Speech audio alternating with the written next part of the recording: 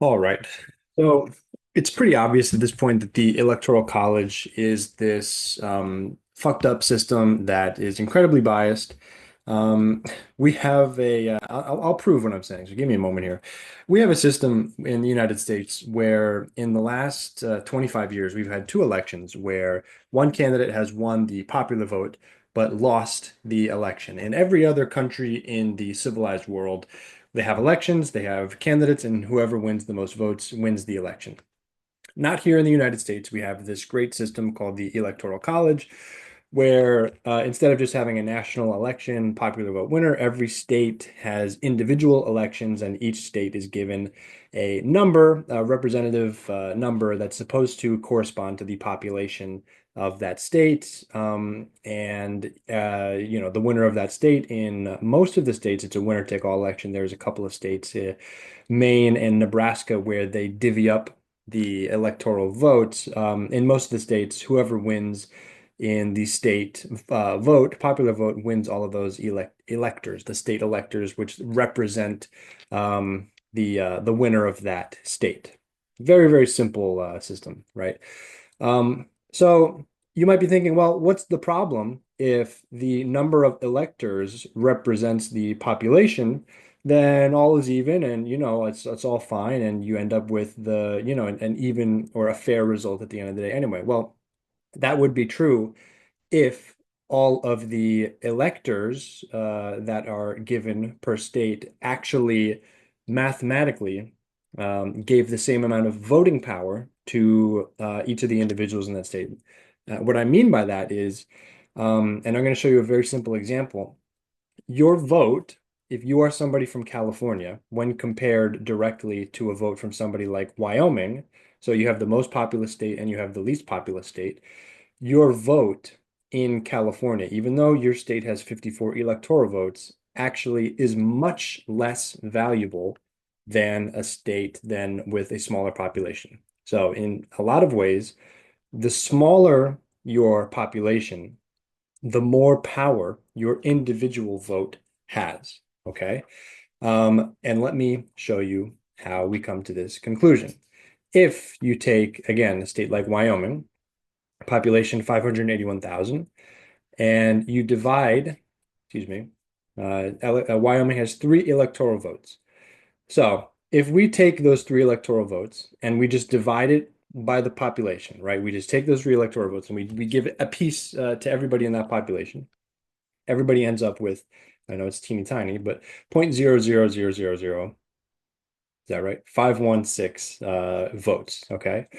You do the same thing for California. California has 54 electoral votes, and it has a population of right now 39 million people. You take 54 electoral votes. Again, you divvy it up between the population, 39 million people, and you end up with 0.000000138.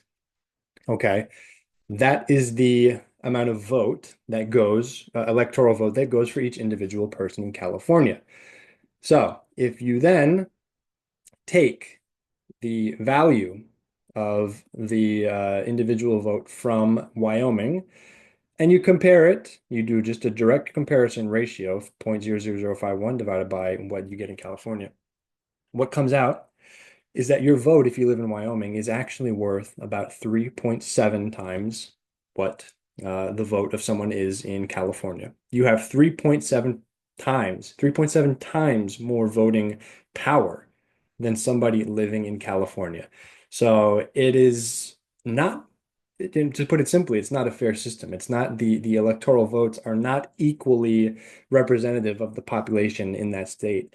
And that is why you can have the one candidate to type in so much to find it. I know that it was somewhat of a landslide in 2020. Um, but the reality is Biden only won by about 40,000 or 50,000 votes because he won by about 10,000 in Georgia, about 10,000 in Arizona, and I think like 10,000 in Wisconsin. I think I'm maybe missing something here, but yeah, there you go. You have some bit of a tie there. If this is the result, and we all know how that ends, the House of Representatives would have thrown that uh, to Donald Trump. That wasn't the result. But even though Biden won with 306 to 232 electoral votes and only won by about 40,000 in the swing states, Joe Biden won by like 7 or 8 million votes overall. So the proportions here are totally bonkers. And again, look no further. It's just a simple equation. I hope I did that right. People will call me out in the comments if not. But again, that's just two examples. I didn't go ahead and do all of the states there, but I don't know what it would look like. It's just one particular one-to-one example. If you're living in Wyoming compared to somebody in California, your vote, good for you. Your vote is worth about almost 4 times as much as someone in California. So that's why it is broken. The Electoral College is absolutely flawed, absolutely broken.